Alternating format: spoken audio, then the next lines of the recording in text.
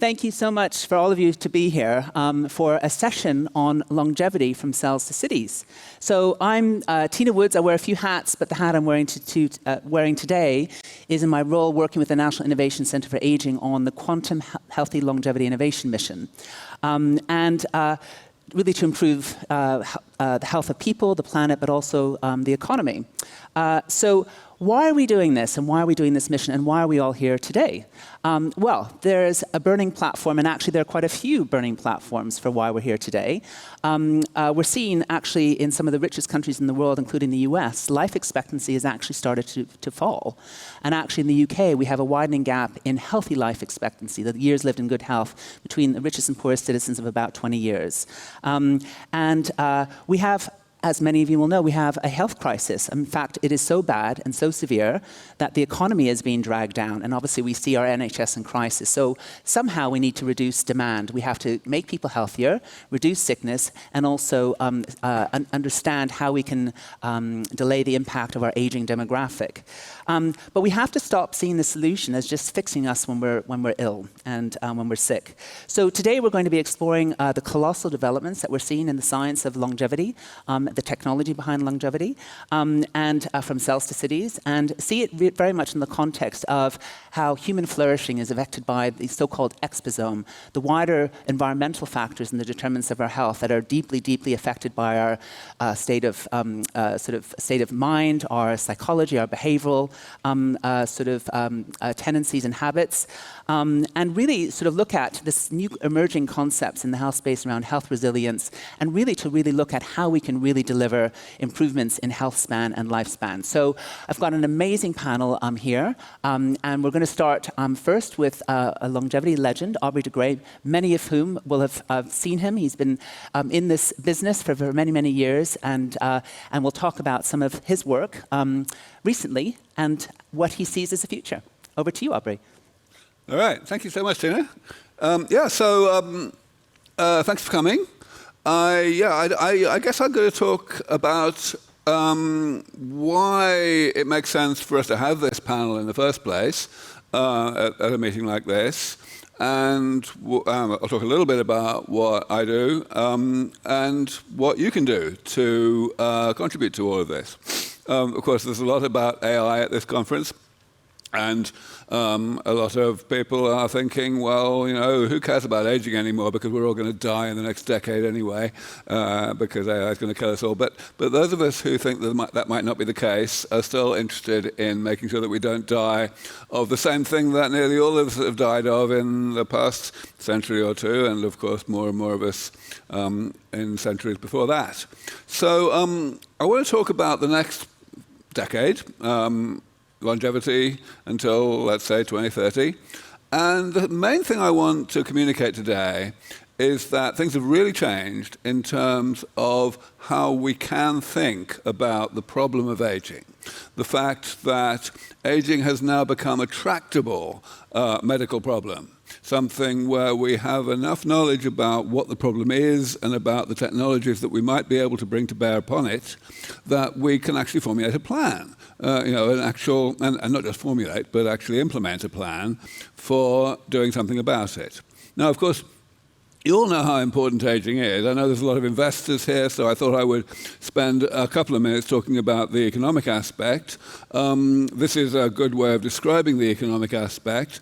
Here I'm just using for illustration the statistics that I was able to pull down from the USA during the period between, I think it's 1960 through to 2010. This is just a 50-year period during which the US economy grew, that's the red line, by a large amount, obviously, and the amount spent on healthcare in the US also grew by a large amount, that's the blue line.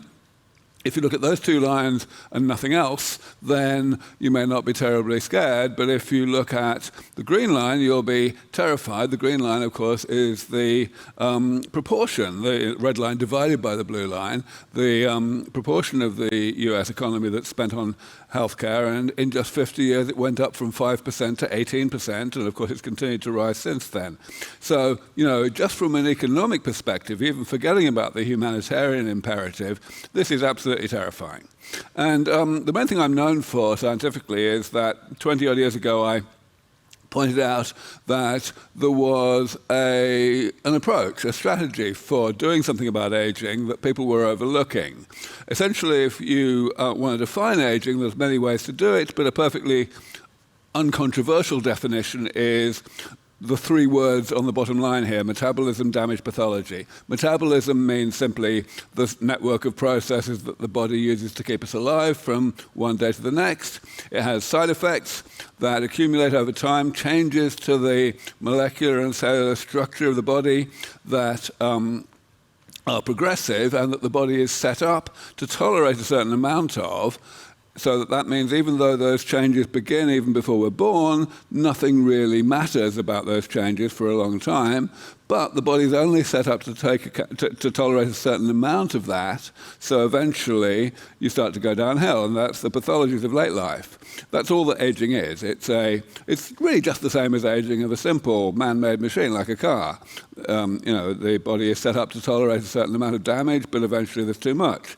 So if the goal is to separate metabolism from pathology, in other words, to allow us to continue being alive without getting sick, then there's various ways that you could try to do that. You could try to separate metabolism from damage. You could try to separate damage from pathology. That's what I'm calling the gerontology and geriatrics approaches, respectively. And those have both been spectacular failures. I pointed out 20-odd years ago that we could instead do preventative maintenance. We could just periodically eliminate some of the damage that the body had accumulated. And I figured out that this actually made practical sense. I was able to enumerate a certain number of categories of that damage, which seems to have been fairly exhaustive in the long run, and to enumerate corresponding damage repair approaches, which have all gone quite well, actually. Most of these things were actually quite conceptual 20-odd years ago, but now not only have they progressed in academic laboratories, they've actually got to the point of being spun out as startup companies, not only by the various organizations that I've led, but of course by other people as well. So that's all wonderful. It's a great start. And where we are now is at the position where at least some of the easier of those rejuvenation treatments, those damage repair treatments, are working well enough, at least in the laboratory, in like laboratory mice, for example, that we can combine them. We can actually start putting them together in the same mice at the same time and asking whether we actually see synergies. And so my newest organization, Lev Foundation, is doing exactly that. This is just a summary of the big experiment we're doing right now, which is taking 1,000 mice and giving them various combinations of treatments and trying to get them to live a long time. And the key point is that we are starting this combination of treatments in middle age. So the typical mice that are used in these experiments live about 2.5 years. We're starting when the mice are already 1.5 years old. So that's actually of some level of relevance to the people in this room, rather than to people who are not yet born, which is actually what most experiments that people do tend to be focused on. So that's what we're doing. But I wanted to spend the last, 1/3 of my time here, I've only got 10 minutes, on what actually matters to you as a consequence of all this work, this progress that's been made over the many years that I've been working in this field. The key thing right now is we have an explosively burgeoning private sector in the longevity space, companies that, some of them have got even to the point of being unicorns, but most of them are still small, but there's a huge number of them, hugely growing investor interest in this area. There is, however, still a long way to go. And so I just wanted to highlight a few of the points that matter in this regard. First of all, if you're a traditional investor, especially not early stage or slightly later than that, you may be thinking, oh, it's all about IPOs and exits and so on. And there's a lot of over-impatience in this field. There have been a few shall we say, overly hasty IPOs in the longevity space that have crashed and burned. There's an enormous amount of volatility, not just in publicly traded companies, but the fact is it's an early sector. It just is. And so one's got to treat it that way. One's got to take a lot of shots on goal, diversify a lot. And a huge amount of this depends on people like me, people who are doing the research, people who are the credentialed, respected experts in the actual technology. Because we are the people that investors ultimately look to trust in terms of how soon there's going to be commercialization, how soon there's going to be profits, and so on. And a lot of what I have been doing lately is trying to encourage my colleagues, well, bully my colleagues, to be perfectly honest, into being a little bit less timid in what they say publicly. Because now is the time when you can. I've been saying this for 20 years. I've been saying that, my colleagues need to talk about time frames, talk about how soon we actually have a good chance of making a difference to how long people stay healthy before they start to go downhill. And there is still an enormous amount of reluctance among my colleagues to do that. But the fact is, we've got to do it in order to reassure people like you, whether you're investors, whether you're potential customers, whatever. But especially investors, and especially people in government or people who influence people in government. I'm all about trying to get a process going where the community of experts come together and say, listen, boys and girls, we are actually close to being able to bring aging under genuinely comprehensive medical control, and the more we invest in the effort to do so, the sooner we will succeed in doing so, and the more lives will be saved. Let us remember that 110,000 people die of aging worldwide every single day. That's like 30 World Trade Centers. That's very easy to get out of bed for me to try to fix, and I want everyone else to think the same. I'll just end by mentioning I read a book a long time ago that is still fairly useful in terms of educating you on the technical side of this, and that's my email address and my website, our website. So please get in touch, and that's it. I have 6 seconds. Thank you so much, Aubrey. That's wonderful. Over to Alexei from Giro.ai. Thank you. Thank you, Aubrey. And I wanted actually to start from saying why talks like that are very important. About 10 years ago, I was a young person, not really knowing what to do with my life. And I was actually listening to Aubrey debate with some other guy, and I don't remember the other guy, but I do definitely remember Aubrey. Why I do remember Aubrey? Because he put very, very simple thought in my mind. We can do something with aging. It is very important. We can do something with aging. We can do something with aging already today, and we will be able to do much more tomorrow. So I'm Alexei. I identify myself as a bio-entrepreneur, and I'm a part of the company called Giro.ai. Our mission is to make humans non-aging species. How do we do that? We use physics of complex systems and AI to identify the root cause of aging, the most upstream mechanism of aging, and to develop drugs or other interventions to actually stop or at least decelerate the aging process. So we have several targets and several drugs in our pipeline already, though that future, when you will be able to take a pill and age slower, we should wait for about 5 to 10 years for it. Hopefully it will be faster, but we can do something today. Also, why we are good at understanding aging as a company.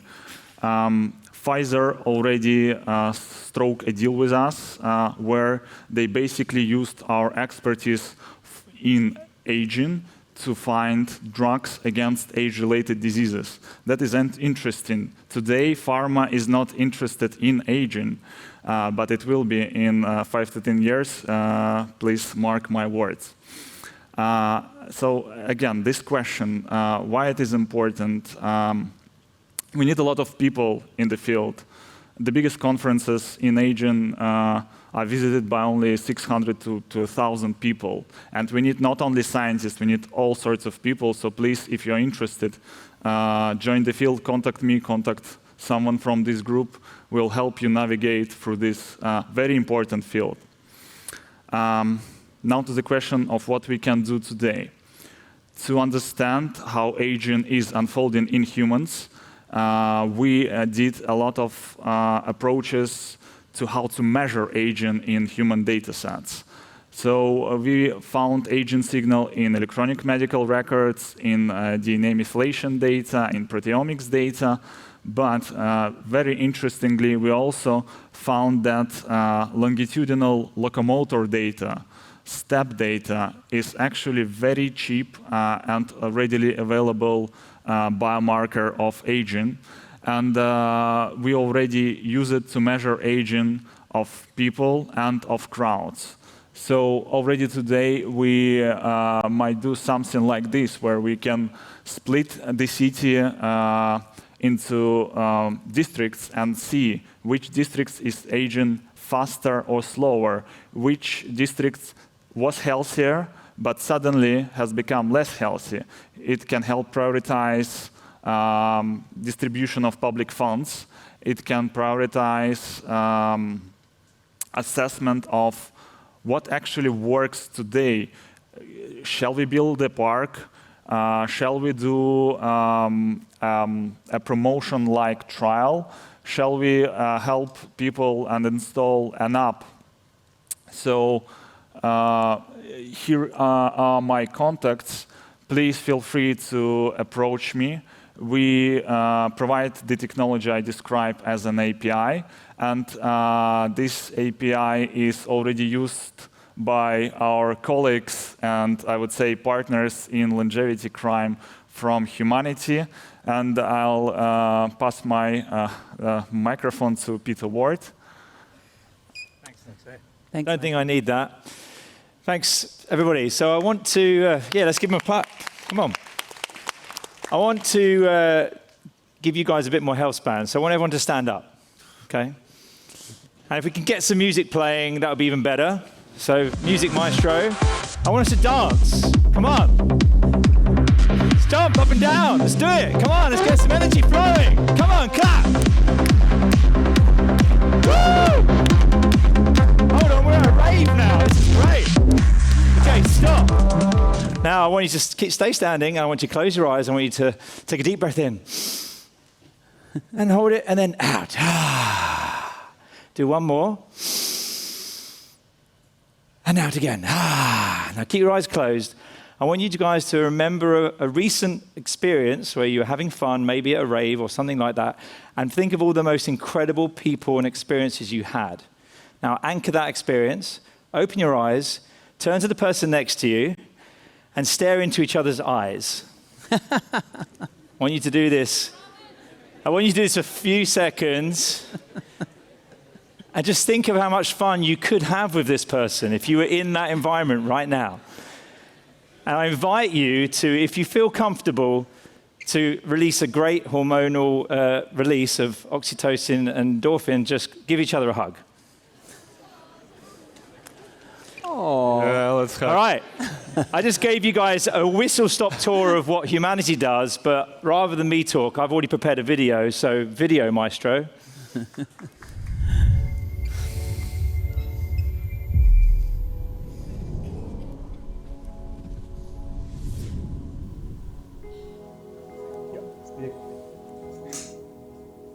What these guys have built already is incredible. Humanity is transforming people's health, and I cannot wait to see what's coming next.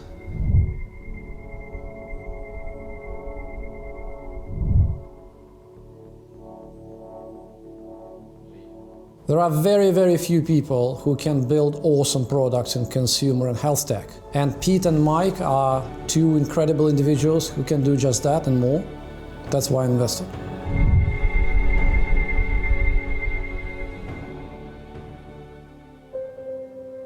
Cancer, cardiovascular disease, Alzheimer's, and even diabetes. are primarily caused by one thing: aging. The problem is we rent our health, and then when the repair bill comes due, we wish we had invested in it. I lost my dad to a severe stroke in his early 60s after he became type 2 diabetic. I lost a loved one to late-stage cancer. I felt completely helpless, but that's all about to change. Your genetics is not your destiny. Aging is measurable and reversible.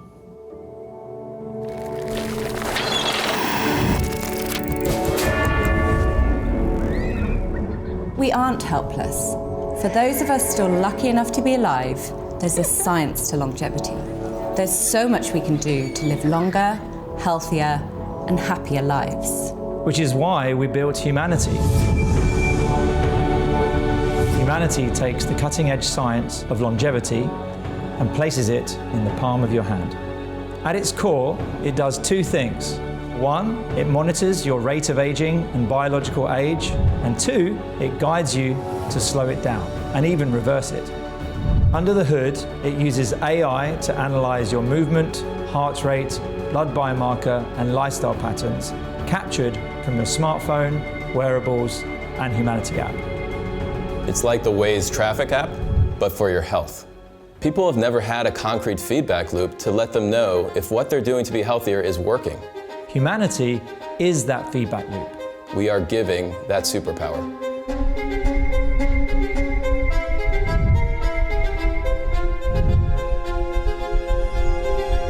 Humanity's founders have already scaled their direct-to-consumer platforms to over 1 billion people.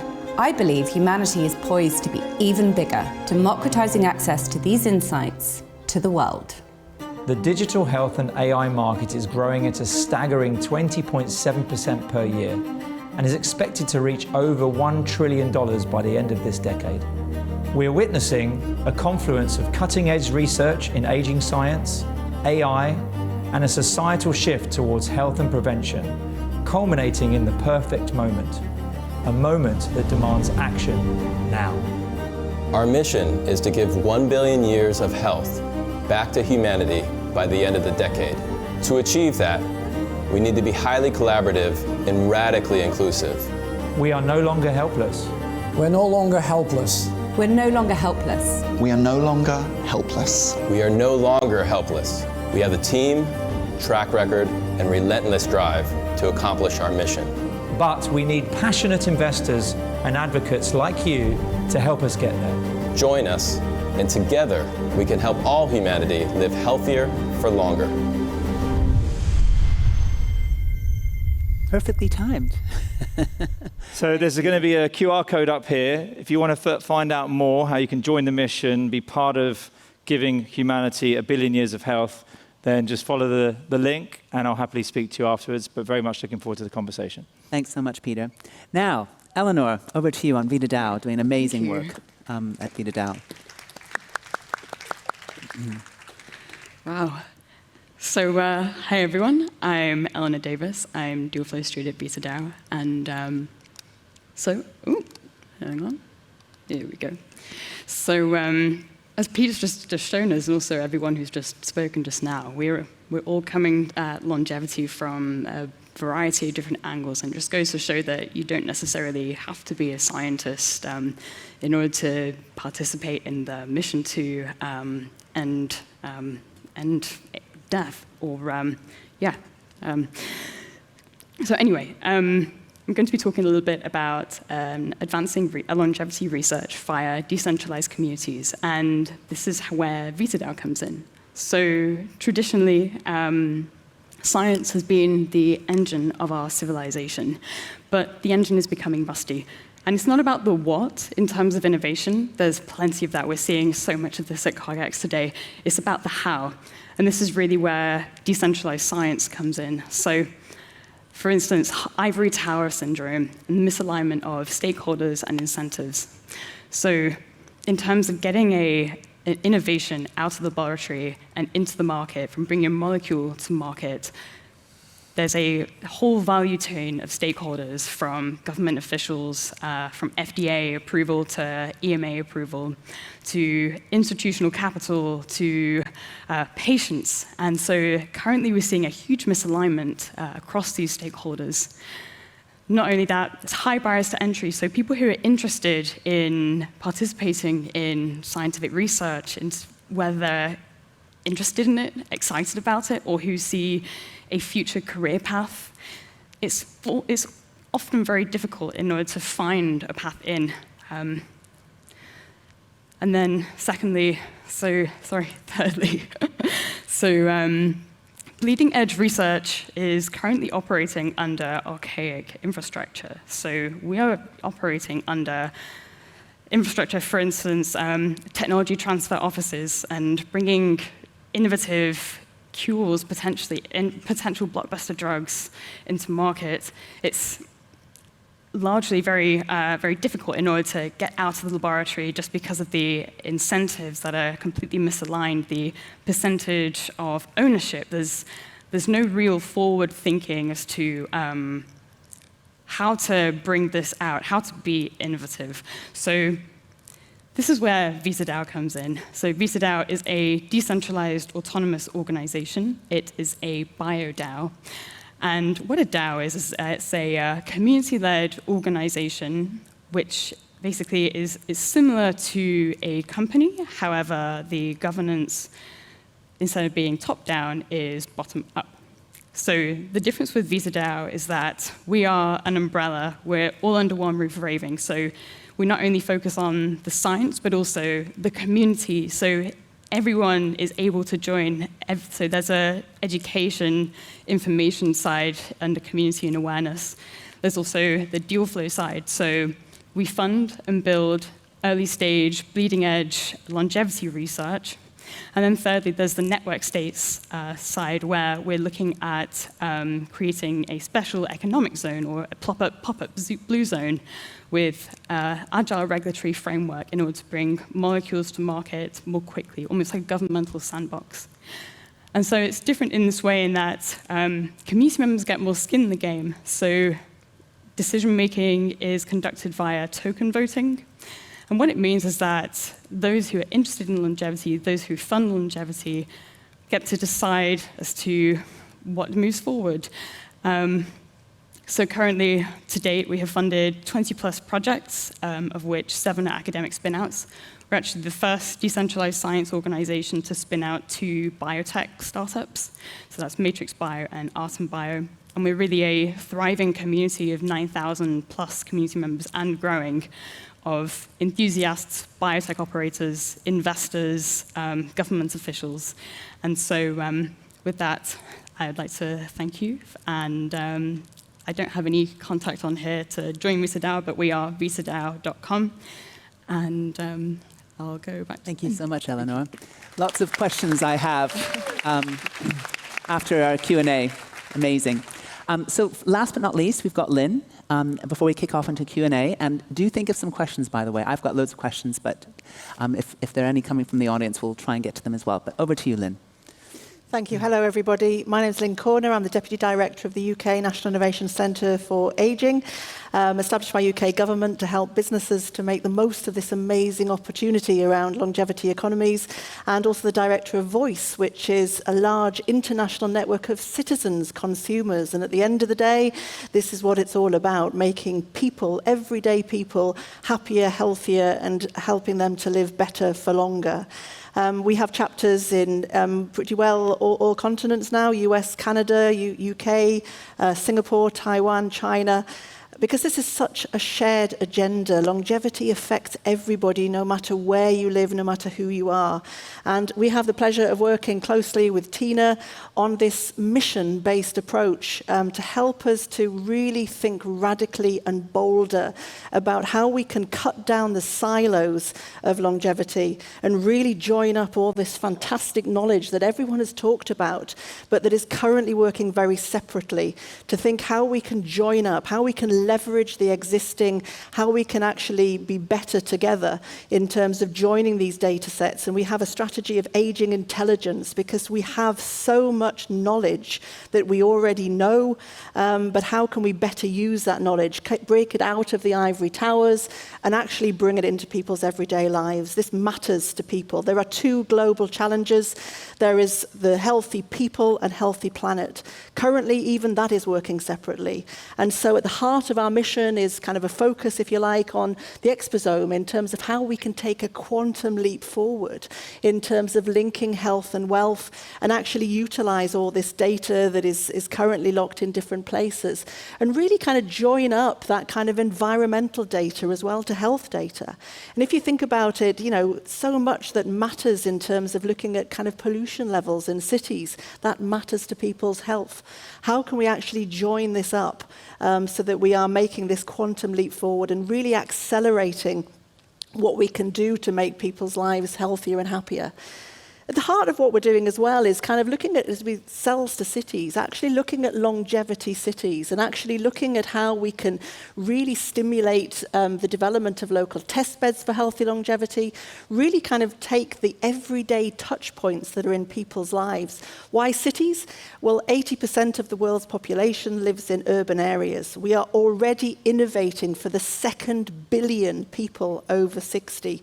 That is a massive agenda that is happening now. So this is not about older people. This is about saying that actually a child born today, we're looking to kind of extend their healthy longevity and actually looking at cities, looking at how we can shape the environment and understand the enormous amount of data that we are collecting from everyday lives and how we can better utilize that, realign incentives and metrics to really help people to prevent a lot of the age-related conditions, as we've heard from humanity, and really take that step change in actually leveraging people's healthy longevity. There is so much that we can do now. And if we can actually leverage all those data points, imagine the difference that we can make to people's lives in every corner of the globe. So the City of Longevity is an initiative launched by the UK National Innovation Centre for Aging, working closely with Tina. And what we're trying to do is to really kind of help cities, which are that kind of canvas, if you like, where most people live, to really kind of leverage the data that they have. We have a toolkit we've developed with Stanford in terms of the Centre for Longevity to really help to build this kind of way that each individual city can understand the formula, the actions that they can take on an everyday basis to really kind of nudge behaviors and habits. And at every touch point in citizens' lives, they can help to kind of bring through these healthy longevity habits and behaviors. So then through this, we can build this repository of really smart data, but all the time we're using it to kind of really nudge behaviors and habits and really help people to make the most of this incredible opportunity of healthier, longer lives. We're launching a challenge, looking for this investment in terms of how can we help by adding 1 healthy year of life within 5 years to 100 cities. This is in line with kind of humanity's vision of kind of affecting billions of people around the world. So the message really from us is that we need to take a step change. We need to be bolder and better in terms of addressing this. This is no time to work in silos and separate projects. The more that we can take this mission of joining up, really adding intelligence to healthy longevity and aging. This matters now to current people, but it also matters to future generations. And so taking that quantum healthy longevity from cells to city is urgent. And if any more information on any aspect of this healthy longevity innovation mission or the UK National Innovation Centre for Aging, get in touch. Thank you so much, Lynn. That's great. So I hope our colleagues at the Department for Science, Innovation and Technology are listening. Michelle Donnellan spoke about the ambitions for the UK to be a science and tech superpower. And I think breaking down the silos, joining up the dots, the huge opportunity that we have with aging and longevity research right from cells to cities is such an exciting area. So I I hope you're listening over there. But listen, I'm going to ask, I've got a few questions for all of our individual sort of panelists, and then we'll have some shared sort of, obviously we're going to open into a conversation about some of the things that we've learned about in these presentations. Do think about a few questions. If we've got time, I'll definitely ask some questions from the audience as well. So I'm just going to start first with Aubrey. So, we often talk about, getting longevity into the mainstream discourse, how are we actually going to reach the masses with all this amazing science and technology. You had a fantastic conference in Dublin a couple of weeks ago, or actually 3 weeks ago. There's been more and more longevity conferences. It shows that there's a huge interest. Investors are starting to look at this. So where do you think is going to be the next frontier, and where are the gaps that you're looking at with your organization? Yeah, I think the longevity movement is following a rather standard trajectory of any new movement. We're at the stage now where, as you say, there is a big exponential expansion in the number of people who are interested in it, as reflected, as you say, by the number of conferences there are and the number of exposures in the media and so on. But I think the other thing that what we're seeing that is typical of such situations is that the interest, the enthusiasm, and the money are all very unevenly distributed. There is a great deal of focus on aspects of this movement at the technological level that are, let's call them the low-hanging fruit, the ones where people can see that we are not very far away from revenue and profitability and all that. But this is a divide and conquer problem. We have to do a lot of different things at the same time to the same people in order to get the real benefits from, in terms of postponement of the health problems of late life. And some of those things are a lot further away from individual, proof of concept and profitability. And those things desperately need to catch up. And at the moment, the opposite is happening. There's not enough money going into those things. They're not going fast enough. The other aspect, of course, that is very much lagging, albeit it's beginning to change, is the attitudes of the decision makers in society, politicians especially, in terms of updating, modernizing the regulatory environment so that treatments of this sort, which are not the kinds of things that were imagined when the existing regulatory framework was put in place, can be taken forward in a manner that is more rational. Even individual therapies of the sort that we're talking about, whether it's gene therapies, cell therapies, are just, the system is not fit for purpose for those. Yeah. And it's much worse than that when we start talking about combination therapies, which is what's going to be necessary. Really good points about regulation. I know that the UK government are looking at a whole raft of agile regulatory reform measures, which technically should open up actually innovation in this space. So we're obviously keeping a key eye on that as far as the mission is concerned. But I'm just going to turn to Alexei, because I think what we're really seeing, certainly from the recent longevity conferences that I've been at, is that there's this increasing recognition that we're getting more and more data. Obviously, Giro.ai have done some fabulous work, modeling, looking at all the concepts around resilience, homeostasis, and really looking at the data. So just tell me a little bit about that and where you see the real frontiers are going to be in terms of really elucidating where we need to focus next in terms of understanding humans as a complex system. Well, first we need more data, of course. Collecting everything from people, I think, would be a good idea, and collecting everything about you is a good idea today. And even though we got our hands on quite large data sets already, it's still not enough. The interest lies in longitudinal data sets as well. That's what we would love to get our hands on as well. And the usual problem with the data sets, and actually what UK is now doing a good job with, are how well are they curated and how much phenotypic data you get in these data sets. And UK has done UK Biobank, which has been great for us. It was very important for our research. But now it's doing a data set which is order of magnitude larger, and it will mean great things for longevity. Fantastic. And I know, so for example, I mean, you mentioned the UK Biobank, and I mean, of course, one of the big ideas around the mission, for example, is this concept of a federated world testbed for health, being able to federate and access, data from all these different biobanks and around the world as well for data diversity and all the rest of it. So really, really fascinating. And I'm going to turn to the concept of, because I know I was really fascinated, because one of your recent papers in Nature, it estimated that on the basis of the data that you've been looking at, human lifespan is the maximum achievable human lifespan is about 138. Yes. And you also really explore this new concept around resilience, people's ability to withstand stress and factors in their environment. So I'm going to turn to Peter actually now, because a lot of the things that you're doing with humanity are really, really tapping into us as human beings, our motivations, our triggers, like our state of mind, when we're actually engaging with our health. Just tell me a little bit more about that and ideas around this concept. Some of the audience may not have heard concepts like biological age, which is really starting to get into the mainstream press now. And we've seen Netflix, I don't know how many of you have seen How to Live to 100, but they talk about the blue zones. But a lot of it is about behaviors in people's lives, daily lives, and making it so easy you don't even have to think about it. So tell me a little bit more how humanity is trying to get that right.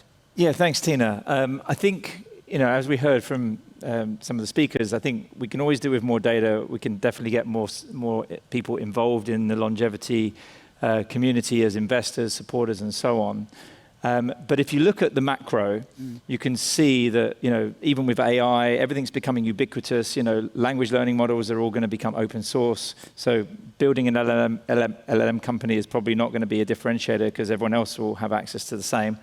And data will become actually not necessarily valuable because you'll be able to create synthetic data sets that can mimic real life data. And essentially, it's more about what we can do with these AI and data sets that really makes a difference. If we can have all this like quantum knowledge, but we don't actually change our health or we don't cure these diseases, then what's all the point?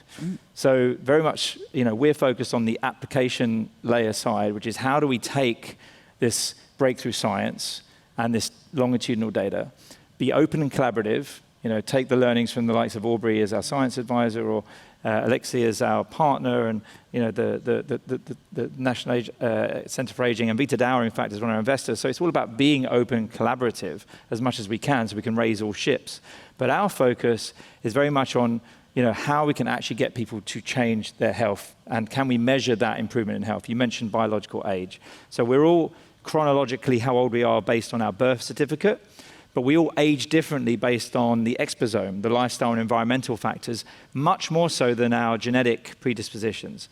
And that affects the way that genes turn on and off as a function of our lifestyle and environment. So what we do today, what I got you guys to do today for a minute, is the sorts of things that triggers these pathways, these systems in the body that helps us rejuvenate and extend our health. And we need to find pathways to get those types of interventions into the hands of everyone, which is what we're trying to do with humanity, which is in everyone's smartphone. And the idea being it doesn't have to be complex. Simplicity is the art of sophistication. So it's about how can we build more platforms like humanity that means anyone can do this. I wish my parents could have done it when they were alive, and I hope many of your parents and loved ones can use these types of tools too, because we all want our loved ones to be around healthy for another 10, 20 years. And wouldn't it be wonderful if all of us shared our data for research? That would help all of us, wouldn't it? For all the startups and all the rest of it. So through open data frameworks and using synthetic data sets, absolutely. So So thank you, Peter. So I am actually going in order, but we'll have a conversation in a sec. So my next question is actually for Eleanor, and of course, all of us, except I think Lynn, were at Zuzalu, which was a pop-up city experiment, for want of a better word, in Montenegro that took place over a couple of months.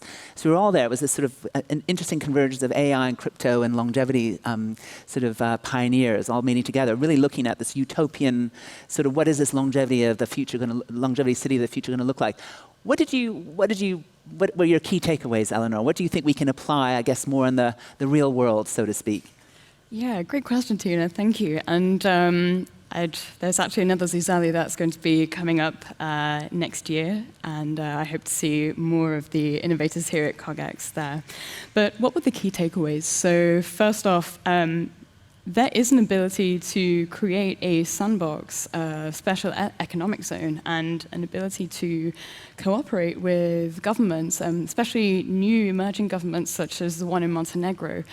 And there are stakeholders who are interested in utilizing more agile regulatory pathways in the interest of a better global health population, because this really does have knock-on effects, not only on people, rate of aging, health span, lifespan, but also on the economy, as Aubrey alluded to just earlier. The second takeaway was that there really is such a huge interest, actually, in terms of bringing everyone together for the same cause, and also we're using different technologies that are emerging, such as blockchain technologies, such as AI, LLMs, LHMs. And what if we can together collectively look at the different ways of how to bring novel therapeutics, for instance, from laboratory to market, and also integrate more holistically health interventions, and also engaging everyone from young to older, and making it cool as well. So a couple of takeaways there, but yeah. Yeah, I mean, I think what's really fascinating is you kind of described almost like, creating a system from scratch and actually really working around people. And governing ourselves in a way that really delivers on humanity. So I think that's a really interesting concept that I think is one to mull over and factor in. And I'm going to, and actually what you also mentioned, which is interesting, and I think a few people have already mentioned, is this whole issue around regulation and the system, and actually what are the barriers and how we unlock the barriers. So, so that I think might stimulate some more questions, in particular maybe from the audience. But I'm just going to turn to Lynn before we open up a little bit more. So with the work that, this is about real people, right? I mean, Zuzala was, in a sense, slightly artificial in the sense, we're all, committed enthusiasts, so to speak. But with your work, how do you take this out to the common man, with the work that you've been doing at Voice, and obviously with the way that we're recruiting cities for the Longevity Challenge? And what do we need to do what are the things that seem to be working to really connect with people? It's a great question, because I think it's come up a couple of times in kind of conversation about, this is all about people, it's all about families, it's all about communities. And with Voice, what we do is we mobilize that community in terms of valuing the wisdom, the experience, the knowledge, the ideas, the imagination, creativity that's just in everyday people, in our families, and actually mobilize that to kind of join with kind of science and businesses to co-create, co-develop the products and services that people need in their lives. And I think it's really important that we don't forget about what makes people tick, what makes them happy, actually focusing as much on kind of the psychology of aging and how that affects the biology, how we can join it all up. What makes people happy? What gives them hope? How do we kind of make sure that people are optimistic about the future? And that means kind of joining up all this amazing longevity science with kind of, with jobs, with people's communities, with where they live and how they live. So again, kind of a call to action in terms of joining up so many things that we look at separately, and saying actually just about joining it all together. But this mission, this kind of ability to kind of live for longer, I think you put it well, Peter, in terms of democratizing healthy longevity. We've got to take it out of the labs, and we've got to make it accessible, cheap and easy for people to be able to kind of grasp and know what they need to do. Yeah, it needs to be easy, cheap, and it needs to make us feel good and happy. Yeah. I mean, that's a real motivator for human behavior, isn't it? And I think dancing has come up a few times, and even Peter got us all to dance. So, but listen, I'm going to open up. Are there any questions from the audience? Yes, we've got one over there. So if we can hand over a microphone. Test. Hi, fantastic panel. And yes, Zuzala was also amazing. And I think on the stage here is a lot of optimism around longevity, and rightly so, because there's a lot of very exciting things happening. But I do want to just bring it back down to earth a little bit. And this is quite a controversial question, which I've never had properly answered by anyone in the space. And I think you guys are perfectly qualified to do so. What do you guys expect to do with, in my opinion, the inevitable social unrest that comes with the advancements of these technologies? In particular, continuation of the gerontocracy, collection of data, the anti-religious connotations with expanding the lifespan, and generally the concentration of these therapeutics in a small portion of humanity first, before it is then distributed to the rest of humanity. So, right. Let me challenge your premise. You say that this is inevitable. I don't agree. I think that right now, in the decade or so before such therapies arrive, and they're available to anybody, people like those here on stage and other thought leaders in this community have the opportunity, and therefore certainly the duty, to educate the people who can, I like to say, anticipate the anticipation. In other words, people who can alter the policies of governments around the world, and not just governments, but the economies, so as to mitigate and, in fact, perhaps almost abolish the social unrest and turbulence that you describe. I believe that that can be done, that the sheer, the astronomical economic benefit that will arise from the arrival and the dissemination of these therapies will be so enormous that the rational thing to do, purely from a mercenary economic perspective, even forgetting anything about the humanitarian imperative and so on, will be to ensure that these things are equitably distributed, even though that will entail a great deal of front-loading the investment. Yeah, and I have a great example on the last part of your question, which I really love. Antibiotics, when they were developed, they were so expensive that they had to be extracted from the urine of patients just to give to next patient. And now they're cheap. It's a natural way of technology to be developed. First, it's expensive. Then within 5 to 10 years, it's ubiquitous. So the last part of your question, I don't agree with. The first part, Aubrey already answered. Peter, do you want to? Yeah, I mean, I'm so in line with your point, though, that we should be not having this for the privileged few, but for the mass majority. And so I think one of the ways we can avoid some of that, like potential social unrest, is just like how you would avoid the problem of if the rich get richer and the poor get poorer. We need to come up with solutions that benefit everyone, and that's what I think we need to do more of. And let's not forget, we're not just talking about drugs either. There's a lot of stuff that we can all do that's freely available for everyone, so which we're not doing. So that's also a point to be made. But Eleanor and Lynn, any comments on that? So my point would be that in terms of the involvement of VitaDAO and the decentralized autonomous organization type of model, is that democratization is a part of the cause, and there's no kind of concentration of wealth or power in terms of how the DAO operates for delivering on its mission. And it also ties into what Pete was just talking about as well, with giving access to everyone. And I think that kind of brings me on to what Lynn would probably say. I think it's about kind of an open debate on trust and data sharing, everything on that spectrum.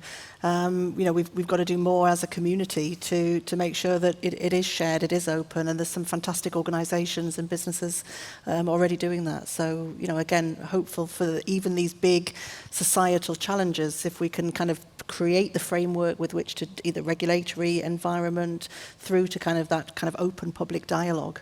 I think that's what's essential if we're to progress. So I see a clock ticking away here, but I was also told we can go slightly over time if we have any more burning questions from the audience. So we've got one at the front row. Yes.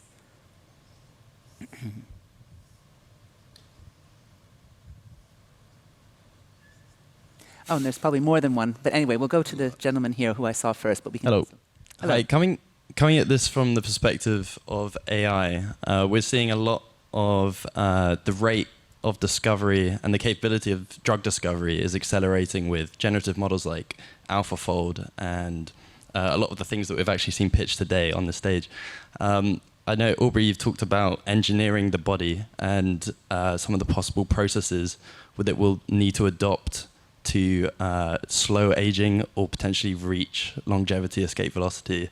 I was wondering, further than ingesting drugs, or like, will all of the rest of the components we'll need to adopt into our lifestyle be like lifestyle choices?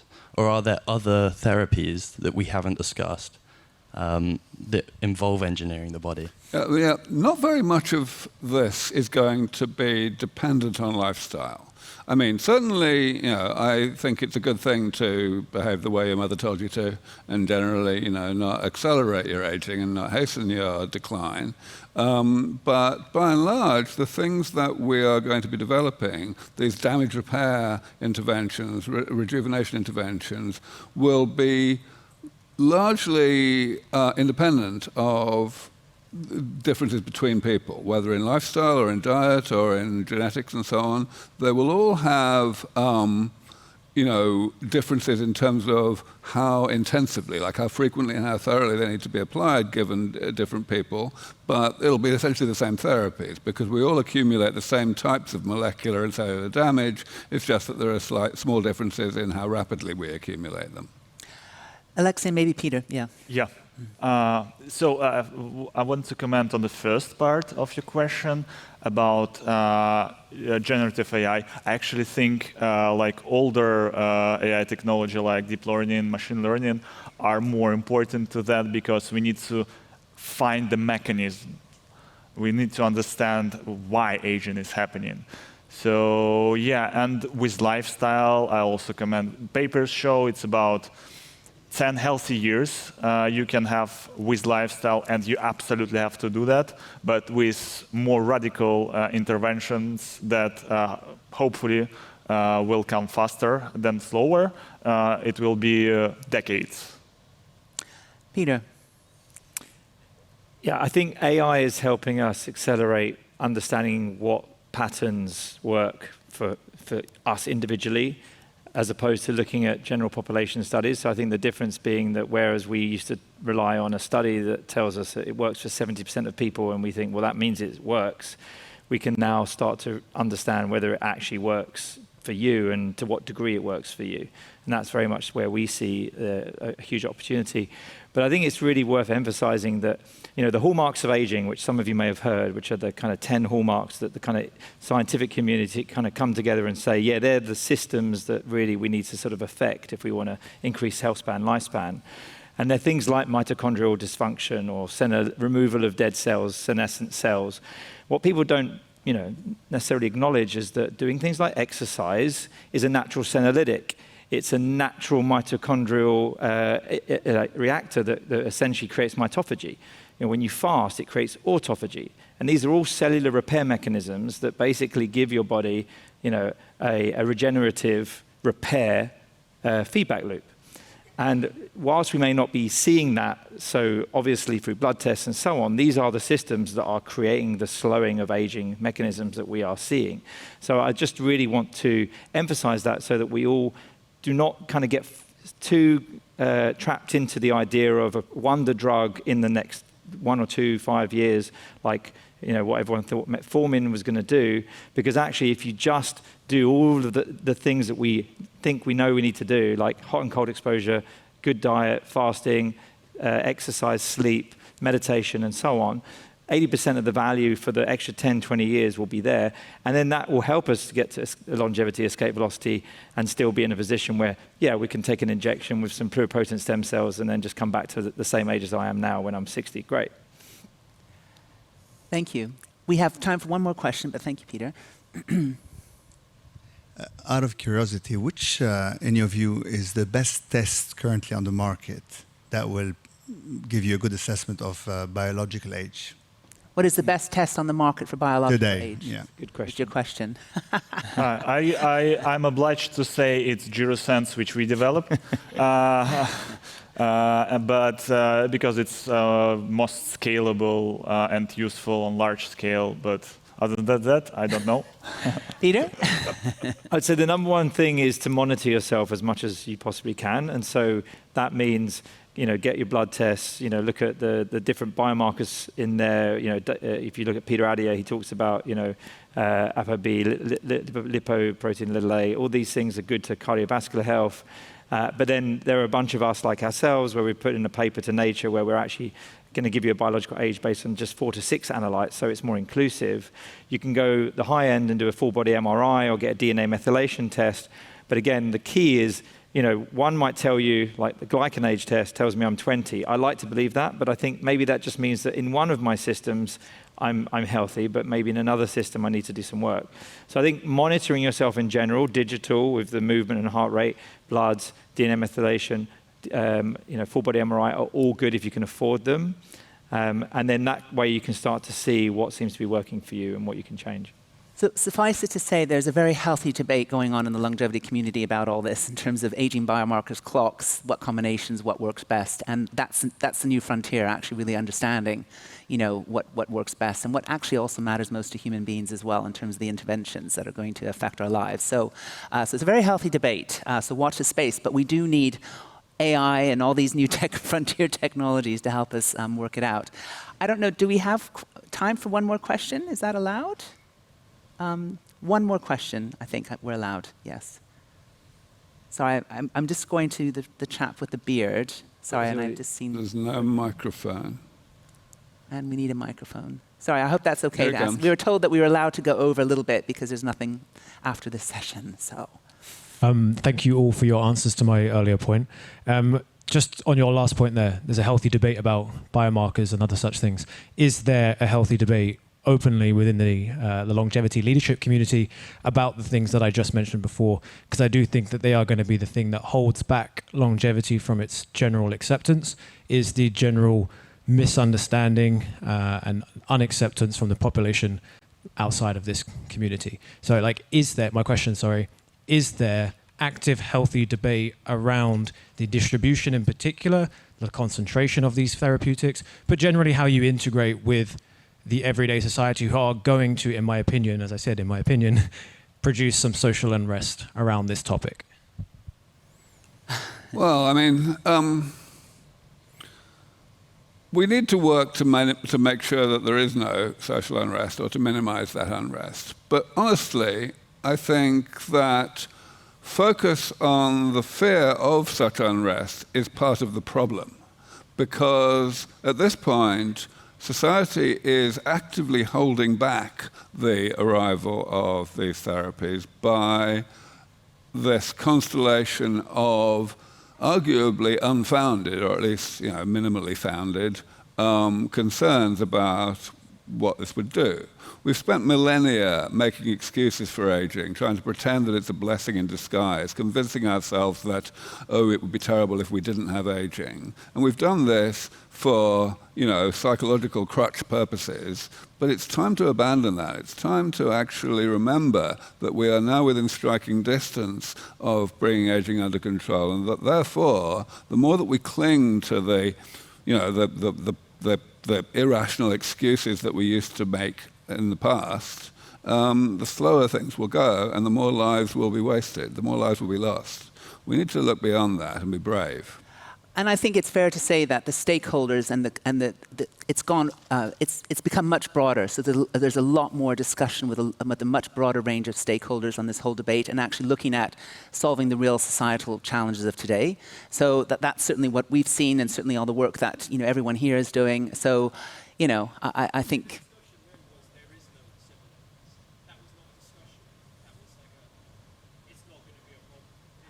No. I'm not saying it's not going to be a problem. I'm saying that we can make it not a problem, but that the fear that it will be a problem is itself a problem. We're working on it. We're trying to talk to governments. We're trying to educate people. Tina's spent the past 20 years doing that. So have I. There's a huge committed group of individuals who are very, very focused on equitable access to healthy longevity for all.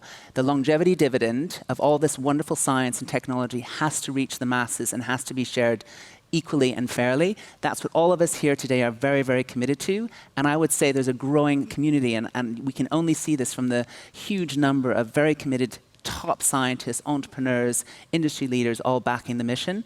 So I hope that answers your question. I will turn to one more with the lady in the front row, and then we'll probably close, if that's okay.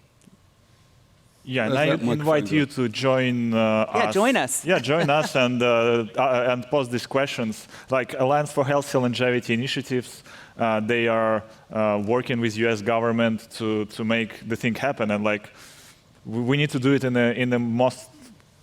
the best way possible. So, and this is why Lynn is working with the Citizens Network, the Citizens Voice Network. We have to involve everyone also in the decisions and the solutions. So we're going to be in Suite 216 after this event. So come and speak to us there, and we'll chat with you more and just get involved.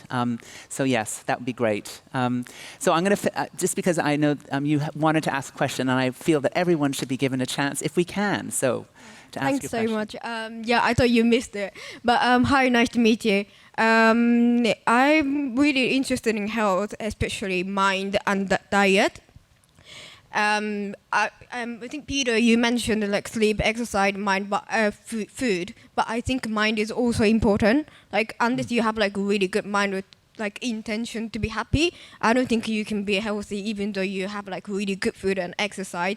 And then the AI aspect, it's really interesting, everything becoming digital and then everything being tracked. And then I think it has some kind of a benefit, but at the same time, I feel like it's a little bit... too much.